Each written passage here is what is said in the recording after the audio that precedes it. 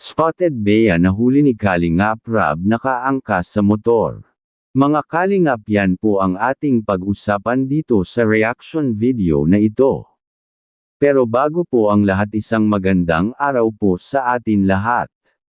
Huwag po natin kalimutan na suportahan ang ama ng Kalingap na si Kuya Val Santos Matubang at ang anak nito na si Kalingap Rab para palagi po tayong updated sa mga videong ina-upload ng Kalingap. Paunawa kung maaari mga Kalingap, sa lahat po ng nanonood ng video ng Kalingap, huwag po natin skip ang ads ng videong ito. Kasi malaking tulong na po yan sa lahat ng mga tinutulungan natin. Kagaya na lang po sa mga bagong na-scout ng Kalingap na need po talaga nila magkaroon ng bahay. Yung kahit hindi po kagandahan basta matulungan po natin sila. Sa mga solid supporters po ng Kalingap, maraming salamat po sa inyong patuloy na pagsuporta sa amin, lalo na po sa hindi nagsasawa na suporta kami.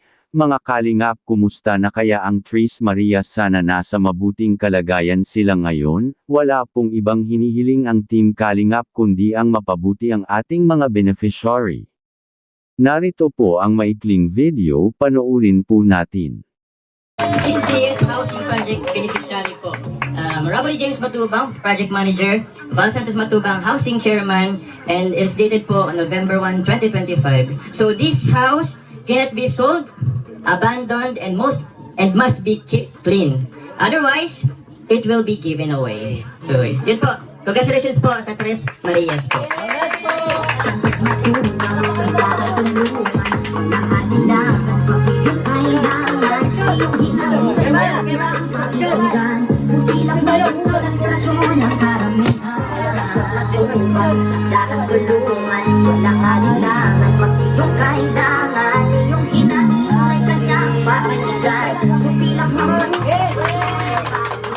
Tinganta ulit ng konting mensahe si Nanay. Nay, bahay mo na, mayroon ka ng certificate. Ano masasabi niyo po? Thank you po, Kuya Val, sa dala po ninyo sa amin. Lalo dito sa certificate, thank you rin po. At thank you po sa inyong lahat kasi po nandito po kayong lahat sa ribong pating po ng mga anak ko. Thank you po. Okay. So bukas, punta ka ng dait ha? Sa ano yung sanahan dyan na ano? Punsya? Isa lang mo yung bahay mo. Meron ka ng certificate, ha? Ayaw po. Ayaw mo, sige, sige. Opo muna kayo dyan. At ipag-pray natin. Okay, si Pauline Pel. Pauline Joyce. Para ipag-pray yung bahay ni Nanay. House blessing. Ikaw lang sa magandang. Nanay, ikaw na. Ikaw na. Yan, sige po, manalangin po. Sige po, manalangin po tayo. Pikit po natin ang ating mata. At kung pwede po, pakilagay po yung kamay natin, iharap natin sa bahay nila, Nanay Luningning. Ayan. Yes, Lord, maraming salamat po sa araw na ito, sa ribbon cutting na binigay mo po sa amin, Lord, sa panahon na maganda at sa bahay po na binigay mo po para kila Nanay Luningning at sa Tres Marias, Lord.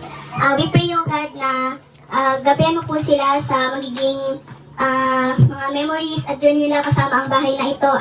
At we pray, Lord, na kung ano man yung mga balak ng kaaway, Lord, na sirain itong bahay na ito sa mga gamit ang bagyo at kung ano man, Lord, na natural disasters, Lord, we pray, Lord, na protektahan mo sila at samahan mo, Lord, sila sa bahay na ito. Gabayan mo sila at patuloy, Lord, na magparamdam ka sa kanila, Panginoon, na samahan mo sila. Ito lang po in His name pray. Amen. Yes. Yes, thank you. Nay, tayo ka na dito. At magupit tayo ng ribbon. Ha? Anong tawag dito, Nay? Anong tawag